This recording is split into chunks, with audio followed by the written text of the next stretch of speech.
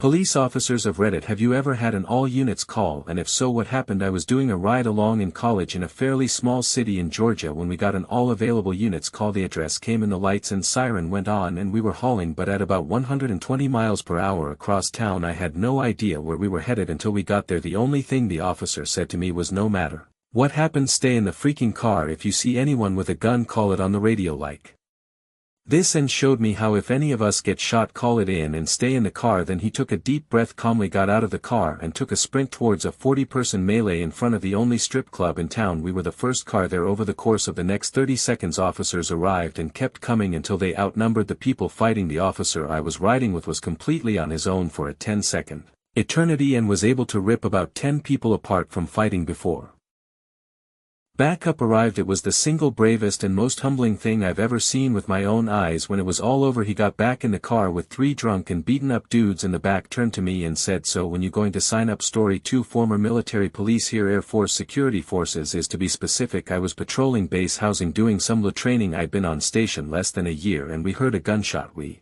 called it in immediately and started heading in the direction we heard it from. Those houses were duplexes and the neighbors called it in as well. Dispatch sent us another police unit and then the entire external response force. This was on a nuke base, so even things that don't actually have any impact on the nuclear mission totally have an impact on the nuclear mission. We had 19 total people on scene within about 3 minutes. As the first ones on scene, my post leader and I were already at the door when the rest of them showed up. I was thankful for them showing up when they did, because we were about to breach the door and go in, just the 2 of us. We were told to hold for 30 seconds while the RF team got set up. Now we had a full stack and breaching equipment. I made a fist and thumped my helmet signaling the breacher, who came up with his Halligan tool. My leader was number 2 in the stack, so she had to throw the flashbang. One of the RF guys passed it up from somewhere in the back of the stack, and as soon as the breacher had the door open, she tossed it in. All it did was scare the crap out of the dog. Only the husband was home as his wife was deployed. He was sitting in the dining room on a chair with an SKS in his lap. I was maybe a pound or so of pressure away from pulling the trigger on my rifle when I realized this dude's head was not fully intact. The SKS.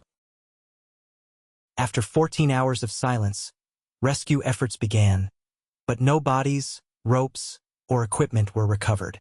Within 2 weeks, the crevice collapsed due to a minor landslide triggered by heavy rain. Geologists attributed it to an unstable terrain shift due to erosion. However, a leaked email from a local official revealed that military satellites had been repositioned over the region within 48 hours of the incident. An unnamed source inside the Forest Service claimed they were instructed not to speak to the press and that containment was a priority. No agency ever took public responsibility. In 1996, hikers claimed to have found heat scars on nearby trees, rings showing signs of cellular degradation similar to radiation exposure. No follow-up testing was done. Locals now avoid the area, and the trail leading to the former crevice has overgrown. Park maps make no mention of it. In 2003, one of the surviving spelunkers from the 1992 incident died of aggressive lymphoma. The second refuses to give interviews, but his final public statement remains, "There's something beneath that rock, and whatever it is, it breathes. A cave with no volcanic origin, a breath of fire from cold stone, and 3 people gone without a sound. The phantom town on radar. There's a town in the desert. You can't find it by foot. You can't drive to it. But when you fly over it, it's there." For nearly 50 years, a patch of the Arizona desert has returned radar signals of a fully functioning settlement, complete with movement, grids, and heat signatures. But on the ground, it's nothing but sand. Locals call it the Phantom Town. In April 1972, a military training jet from Davis-Monthan Air Force Base reported unusual radar feedback in the Sonoran Desert. The onboard radar briefly registered grid patterns, reflective surfaces, and dynamic blips interpreted as moving vehicles. However, when the pilot looked down, no buildings, no movement, just open desert. When he circled back, the signal was gone. By the 2000s, the anomaly had been recorded dozens of times, including on civilian flights. In 2003, the FAA quietly dispatched a team with portable radar and satellite overlays. For 3 nights, the radar registered consistent returns, again suggesting grid-aligned objects, regular pulse intervals, and non-natural symmetry, but the zone showed no physical change. A leaked FAA memo described the phenomenon as persistent phantom returns and noted it was not consistent with known mirage phenomena. In July 2011, a thermal imaging satellite captured something strange. Scared the crap out of me. My team leader covered him while I went in for the handcuffing, making sure that I had my knee firmly planted in between his shoulder blades and thoroughly covering his upper torso into the muddy terrain. Not sure what happened after that. He was taken to a holding cell by another squad and I got to go home. Ended up getting transferred from that base a few months later, but I know the wife survived the wound. Story 5. I got run over by someone fleeing the scene of an incident that they weren't involved in. He just got scared and apparently had a gun on him. I was out of my car talking to the person who called and my partner was trying to stop the person who was really called on, so he didn't even see me get hit. No one knew I got hit or where I was because my radio went flying. Luckily there were a lot of witnesses who called 911 and found my radio. I confused the dispatcher because I was in so much shock that I came over the radio talking like I normally do, but I was bleeding badly from my head and broke my leg. I didn't feel the pain for about 2 hours, so I had that call come out because of me. I'm pretty sure I also got a policy made. Story 6. Not an officer, but I'll share one of my buddies. He was an older gent who has passed on now, but if Reddit had been a thing when he was younger, this would have been a top to full when he was still new. He worked in a larger city. They had just gotten these shoulder mics, you know, the ones every cop now has mounted up by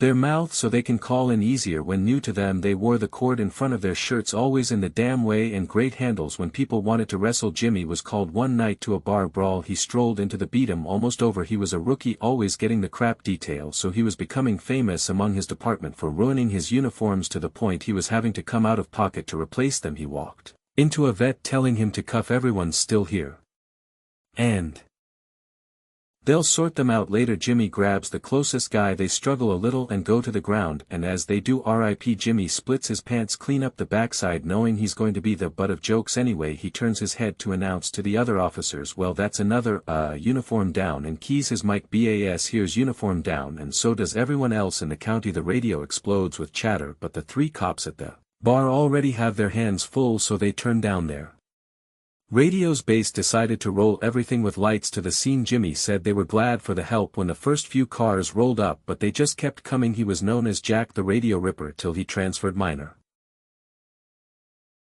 representing, and he still had to pay for the pants. Story 7. Even former Royal Canadian Mounted Police here from a small tourist town was working on a regular midday shift when we received a dispatch call for a bomb threat. It was in the industrial commercial sector of town. We all went there, called in the bomb squad. The dogs got people out of the area, so on. We were doing roadside when we got another call that the local bank's silent alarm was turned on. Now we're in Canada in a tourist town. Things are usually relatively calm, but this was absolutely chaotic. We got the all units call. They call our neighboring detachment to help. We all split and head to the bank. We arrive around 20-some patrol cars all around there to see all the bank employees bound and gagged, smoke everywhere from smoke bombs. We realize very quickly the bomb threat was the diversion. We immediately gotta be on the lookout to get the 3 males identified by the bank staff, including a former bank employee. We get the BLO out to pick. Got words to airports and border crossings. We managed to catch 2 out of 3 of the guys. The last one flew back to his home country, was in Canada on a student visa. We remained on high alert for days after this looking for the 3rd guy. Canadian authorities worked with their colleagues from the other guy's country to get him extradited almost a year later. In the end, as I recall, about $130,000 were missing and never recovered. For most of us, it was the first time we had a bomb threat and or a robbery. The first time we were guarding an area expecting to be shot at from an unknown location. The robbers were reported to have AK-47 type looking weapons. Story 8 years ago, a friend of mine was a dispatcher for the county. He covered sheriff, EMS and fire communications and also worked with communicating with other agencies as well. From the state troopers he got some sort of text communication, not a phone text. This was before that kind of thing, and it referred to an accident with injuries at the intersection of I-40 and Business 85, something along the lines of collision I-40 bus 85. Injuries involved. The way it was abbreviated and written made him misread it. Instead of an accident at 85 Business, he thought there was a bus collision on I-40 with 85 people injured. He dispatched every Damn fire truck and ambulance the county had they show up and it's a two-car wreck with minor injuries. It wasn't actually I-40 but I can't remember which highway, it was somewhere in Davidson. I know the bus 85 part is right though I had to read that line like 5 times to make sure I was reading it correctly cause I'm like that makes it sound like there's 85 injuries and then I read a little further I'm like oh that's the point. Surely there was a better way to say that story and so I interned at the local PD at a time when all stations received new radio device. The new devices looked a bit like old cell phones and had a bright orange panic button on the top. It was meant for situations where for example a single officer was attacked and needed help. Pushing that button resulted in all communications on the standard channel 1 being turned to one-way communication only so all units would listen to what's going on whenever the panic button was pressed and an automatic all free units call. All other units had to switch to the much weaker channel 2 to communicate but channel 2 only allowed one device to speak so either dispatch or car 1 or car 2 etc. could talk but not multiple people at the same time. Like on channel 1 to disable the panic mode you had to push the bright orange button in a certain way. Think of something like holding it for 3 seconds followed by 4 quick pushes. It could not be done remotely. This happened in a rather large city where some police stations are closed at night, usually the ones in the suburbs where few calls come in at night. An older pa closed down the remotest station in the suburbs and decided to shut off the radio devices. You guessed it, he pushed the panic button on top because he thought that's where the devices were to be turned on and off. He had no clue what he did. He locked the station and went home since it was the first day of using the new devices. Quite a few officers were unsure how to turn to channel 2. Basically all communication was blocked. Cue panic everywhere with frantic cell phone calls to dispatch and dispatch was trying to figure out who closed that station and thus had one of the only keys to open it so the panic mode could be disabled. This unintentional all units call turned into an actual no unit can call though quite a few units were busy trying to resolve the situation. Story 10 all unit calls are more common and less critical than movies would have you believe. What you may be referring to instead is a code swordfish. A memorable one a few years back was during a celebrity night. They were doing this charity event with a couple of famous personalities amongst which was Helen Mirren. At around 2 a.m. a code swordfish is sent out and everyone rushes to the event. The scene was a coke-fueled beat-em of apocalyptic proportions, people screeching and tearing at each other's faces, a man biting into a live cat, a pool filled with foam, chlorine and awful, and in the middle of all of this was Dame Mirren. She was riding back on a fat hairy man, slapping her thighs in excitement and screaming her head off. I've never seen so much vigor and ecstasy in a single person before. She was making this weird facial thing like a horse blowing raspberries and throwing loud wet farts one after another. We tossed her but she ran but naked into the street, climbed a palm tree and swung away from tree to tree. We caught her a day later when the coke wore off and she crept into a local chicken farm to sleep. So this is obviously a joke response. I don't super get it but it seems specific enough that someone might. So if this means anything in particular to you and it's hilarious, please enlighten the rest of us. Story 11 usually about once a month or so we're taught that if you need backup if stuff starts hitting the fan, call it in and worry about how many people come later. A unit was on patrol 2 weeks ago and some guy just started shooting at him. All the unit got out was 34th Street 1033. I'm taking fire 1033 being the code for send the cavalry SL officer in need of assistance. It all ended fine. We caught the guy, no injuries, but you better believe every officer in our area dropped what they were doing. And when another recent one is a mini riot that broke out at a candle vigil for a murder victim. An officer stepped in alone, bad move to stop the fight, started getting his butt handed to him. We ended up coming and dispersed the crowd and got out. Added good chance to rant about a pet peeve of mine when a 1033 goes out. There are always a few units who block the air with useless chatter. Hold me responding, what's their location? Dispatch, I'll come back to my current assignment later. Do they need a rifle on scene? It drives me crazy. Get off the radio, leave the air clear for the unit fighting for their damn lives. And every unit not on something absolutely necessary is required to respond. Why would you waste time to say you're going in? Oh, duh. Story 12 not a cop but former practicing journalist, current PR person got a text about a shooting. Turns out a cop made a stop, got shot in the neck by the passenger, ended the life of the passenger and shot the driver, and the driver got away. Cops from the 2 adjoining cities came, sheriff's deputies, airport police and university police all came out in under 3 minutes. About 150 cops within 30 minutes. Marshals, FBI and ATF were there as well. Largest response I've ever seen. There were rounds that had been fired into the buildings surrounding that area. It was A mess. I was in the wrong place at the right time. I guess last story I ever did made the full-time switch to PR. Story 13 might not have been an all-units call, but the day my daughter went unresponsive after having a feeble seizure, the dispatcher sent out unresponsive 2-year-old, and we had about 30 EMT police firefighters at our house in minutes. We live in a rural area short distance from fire hall/ambulance hall. Thankfully she was okay, but it was scary for us at the moment. When her temperature wouldn't go down, and then she passed out. Story 15. One that stands out was a chase, which ended with a crash, 3 dead people, and a trunk full of guns and drugs. But there's robberies, pursuit assists, and man with gun calls, all of which usually get opened up depending on the situation, and always officer down or needs immediate assistance. 1024.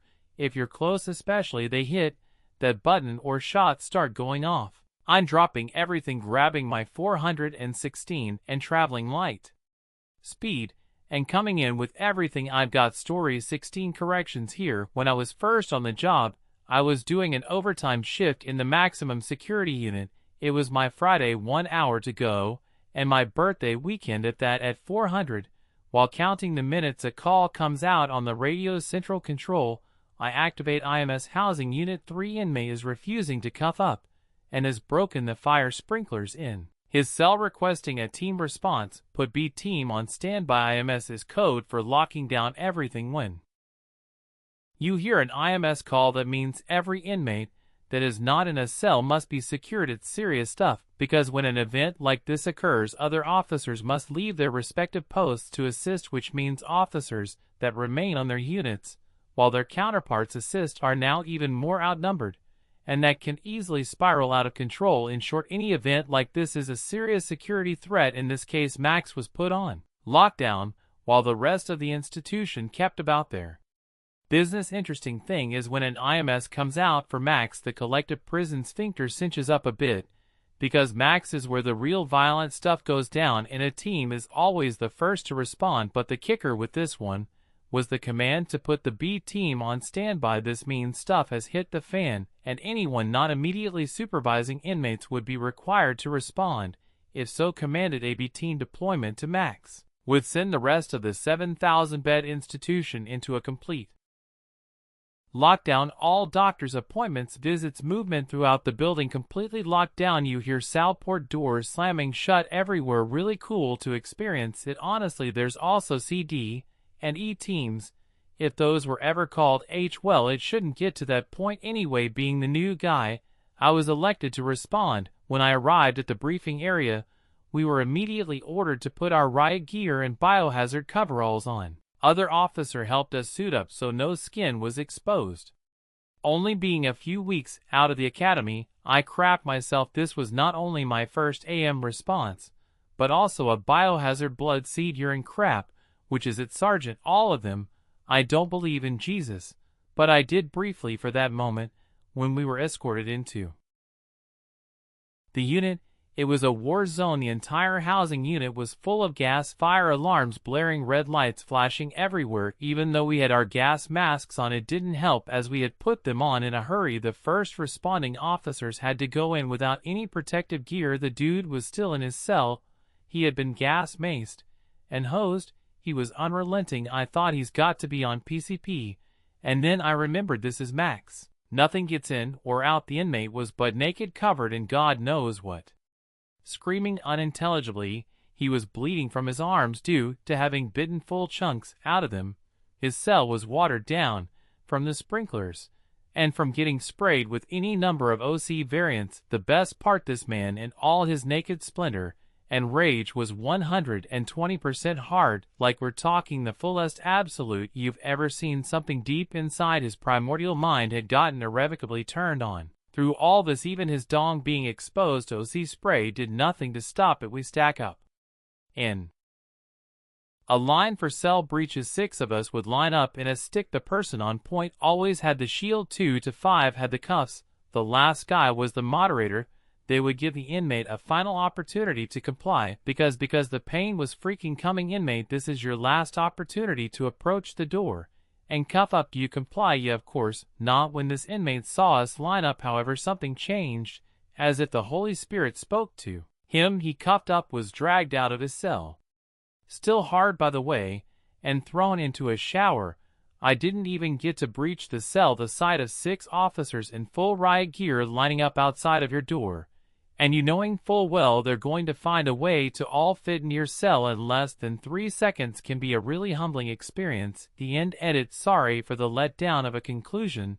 The reality of these situations is that we have to contain the threat. There are only 2 outcomes: containment or people getting murdered. I highly recommend the HBO documentary Gladiator Days, which depicts the outrageous violence at the institution I served at. I wish we got to know what in his mind changed, what made this guy who's absolutely losing it, causing the most chaos these people have probably seen in a long time, just all of a sudden be like, oh yeah, no, you're right, I'll comply. You would think they're in some kind of blind rage at that point, but it seemed this guy had at least some wits about him. Anyway, don't worry about the letdown of a conclusion, because if we think about it, any other conclusion is significantly worse for everyone involved. We got the good ending. Story 17. My father was a highway federal officer, and this was in Mexico. They were armed with the light machine guns, a standard caliber, because stuff gets real against cartels here in the northern tier, but it's so big and spaced out you have to deal with it yourself because the nearest unit can be an hour plus away and they have reinforced trucks. Anyway, he once told me that he encountered a convoy of 3 Humvees while he was on the side of the road relatively hidden. He opened fire at the first Hum's tires and it loses control. The other 2 break and like 12 dudes with Kalashnikovs come out to fire and random directions. They probably didn't see where they got shot from, and my father lays down suppressing fire on them until 2 units come from each side of the road from a relatively nearby station to arrest what's left of them. Story 18. A friend of mine was a K-9 cop with a local small police department. He was a solid guy, but by his own admission wasn't the brightest. As an example, he couldn't learn the German commands for the dog, so they had to teach the dog English. Anyway, one day an all-call, or whatever it's called, came in. It was regarding a shooting, which is rare here. My friend was taking a dump at the time and his dog was in his SUV. The cops went running out and jumped in whatever car was available. The K-9 was in the back seat. When some other cop jumped in the SUV, the K-9 got spooked and clamped down on the cop's neck. He freaked out and started screaming into his radio. All the other cops thought he arrived at scene and had been shot. My friend, hearing this on the radio and knowing how his dog acts, ran out of the bathroom pulling his pants up. Havoc ensued. If I were a cop, I'd want to work for a small police department. Story 19. Not a cop, but I once got an all-units call to my house. Backstory: my mom was dating a big druggie and everyone knew who he was and our address. I was around 15 and one night he went off the rails and was beating the crap out of my mom. I got involved just in time to see him swing at my sister, who was 7 at the time. I ran for the phone and called it in. I got as far as the address when he grabbed me by the neck and threw me while the dispatcher heard my garbled yells and called it in as a possible homicide in progress. That, combined with his reputation, sent every single cop in the surrounding jurisdictions flying our way. By the end of it, I think there were 20+ officers at our house. I ended up hitting him with my mom's cast iron skillet to keep him there. Just as the first officer showed up, he was super cool about it and pretended he didn't see a thing. It was a Terry night and my mom was mad at me for months, but man, you do not screw with my little sister. Story 20. I served in West Belfast, Northern Ireland. Due to the high threat level in my division, we would patrol in 2 armored Land Rovers, each with minimum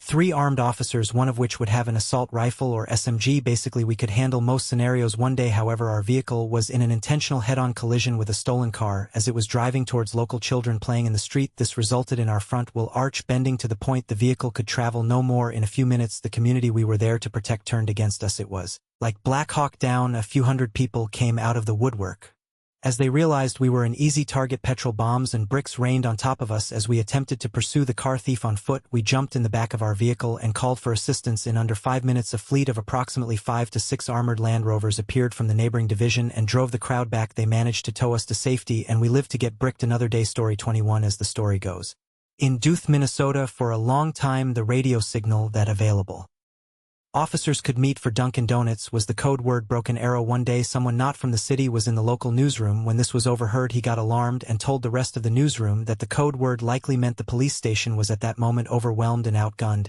and they were calling all available units to help. Reporters rushed to the scene to find donuts. That code word is no longer used. Story 22. Not a police officer, but I had an incident where 20 police cars were in my neighborhood the day my mom passed away. They wouldn't let us see her until after the autopsy came back and she had a heart attack. My entire house was filled and it was a decent-sized house. One was sitting in my gaming chair looking through things like, dude, you're not gonna find anything on a 14-year-old girl's desk. It was around 9 a.m. when I found her, and by the time they all left it was close to 11 p.m.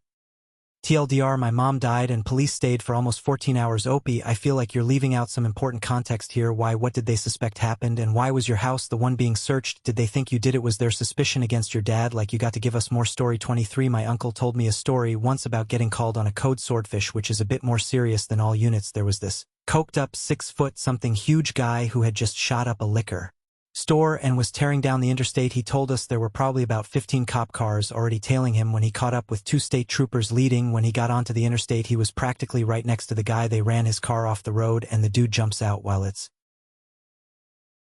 still moving and runs across the interstate. He jumps over the guardrail and falls about 10 feet to the other side, and then he runs across that into the woods. The 2 state troopers got out as soon as they saw him running and took off after him with my uncle not far behind. One of them didn't realize how far the fall was and broke his ankle. The other chased down the guy. By the time my uncle got there, the other state trooper was staggered and about to pass out from how hard his butt got kicked. My uncle, without breaking his sprint, charged the guy, throwing the heaviest haymaker he could. The guy went out immediately. Later they had to go to the hospital to file reports since they had to take the guy in for the drug stuff. My uncle was sitting on a chair with his hat over his hand in his lap. The doctor comes in and asks how big of a flashlight did he hit the dude with. My uncle just lifts his hat and shows his bruised and swollen hand.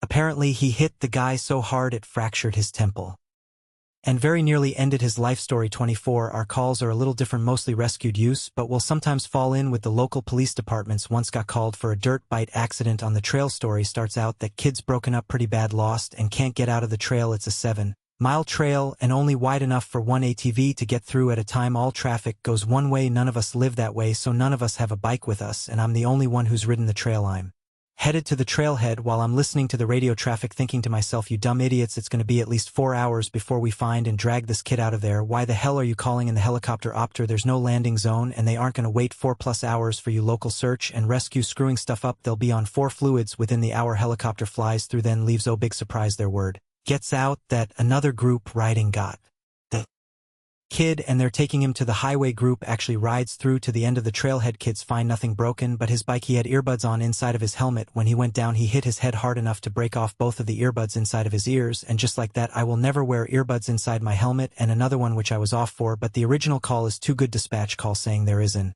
alligator eating a person in the river. Now this is pretty big and one of our worst fears. It'll impact how we manage alligators from then on. We've got to get out there, catch and end a 12+ foot alligator and recover a body that no one's reported missing. So they all scramble to get a boat in the water before this thing leaves and goes to sleep for 2 weeks with a full belly, because then the half-eaten body sinks and no amount of dragging or side sonar will help find it in the flood river. Other agencies are getting out there too. They find the alligator and it's eating a dog, so now these guys are cutting up about it, and out of nowhere they notice a body floating in the river. Turns out some guy ran from highway patrol days before, tried to cross the river, drowned, and happened to float up at exactly the right time. I did get to catch the dog eater though. Son of gun made the paper, and all honesty, I think the couple who originally made the call accidentally drowned their pet. When the river flooded and the alligator found the carcass later, they were guilt-ridden and needed a scapegoat for their ignorance, and 2 alligators died for it. Because of the media, we were forced to remove one. We knew there's no realistic way to get the one who actually ate the dog, so we just had a trapper set a line and remove the first gator.